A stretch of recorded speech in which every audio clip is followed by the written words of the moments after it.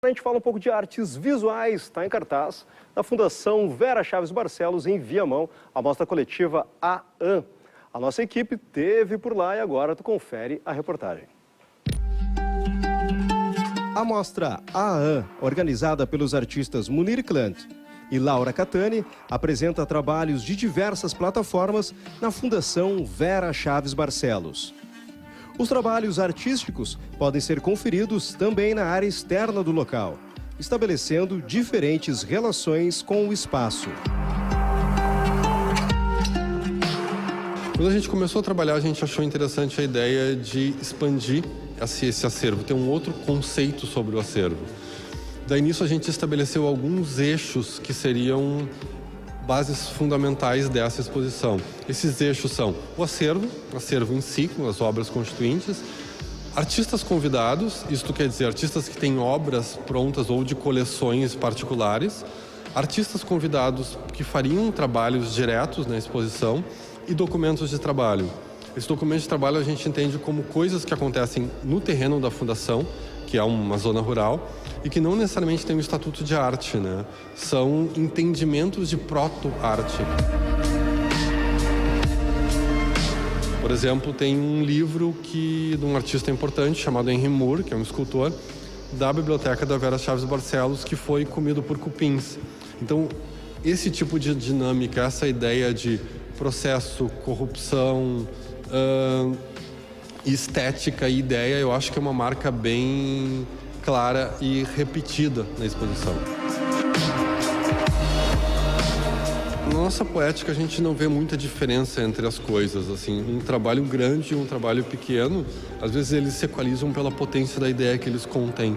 Da mesma maneira como a gente não é especialista no sentido, tipo, enquanto artistas nós não somos desenhistas, nem fotógrafos, nem videomaker, nem escultores, nós somos todas essas coisas, a gente é muito movido pela uma ideia constitui uma forma e um conjunto de coisas.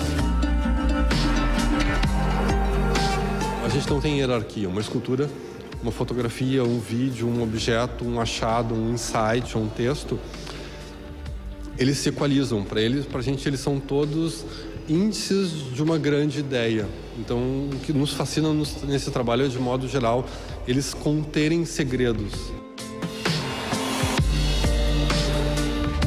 Os trabalhos são muito contidos, eles são muito monocromáticos, assim, a exposição é quase toda preta, branca, azul, pálido e com um grande rasgo de vermelho, que é o eixo central, assim, né? Ela é muito contida cromaticamente, reflexo também da nossa poética.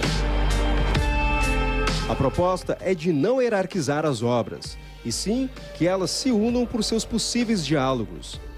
Nomes consagrados como Cildo Meirelles e Denis Oppenheim estão ao lado de jovens artistas, como Bruno Born e Marcelo Mosqueta. Os artistas são mais estabelecidos e aglutinados pela possibilidade de diálogo, assim, né? E, na verdade, quando a gente pensa em termos de literatura, por exemplo, a gente consegue fazer Jesus Cristo conversar com Cervantes, conversar com Shakespeare, conversar com Daniel Galera e se relacionar com uma conversa que tu ouve na rua.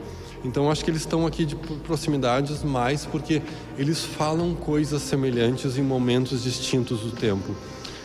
Esse anacronismo, esse deslocamento do tempo e saber que pessoas se interessam por algumas questões, essas questões são repetitivas e tomam formas distintas pela ideia das pessoas, é o que nos interessa como hierarquia. Além disso, o nome da exposição traz questionamentos característicos do trabalho da dupla. O título surge de uma vontade, que é uma tradição nossa, de usar palavras que são do português, no entanto elas parecem misteriosas, assim, do tipo AAN, ninguém sabe o que é. Ela é um termo muito específico, que se refere a uma divisão de uma fórmula em duas partes iguais. Mas, ao mesmo tempo, a gente gosta desse agenciamento que as pessoas fazem. Primeiro, que é tentar descobrir como se pronuncia, e segundo, dar um significado para isso, sabe? O título vai nessa direção e, ao mesmo tempo, brinca muito com uma ideia de ser brasileiro.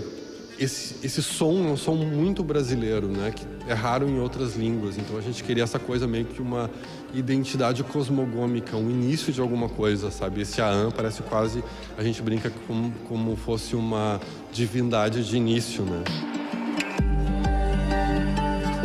Tem uma palavra que o Edgar Morin usa, que é noosfera. A noosfera seria o ecossistema das ideias. Eu acho que a gente brincou muito com a metáfora do ecossistema, porque a gente pensa cupins que trabalham, a gente pensa formigas que trabalham no trabalho da Marina Camargo.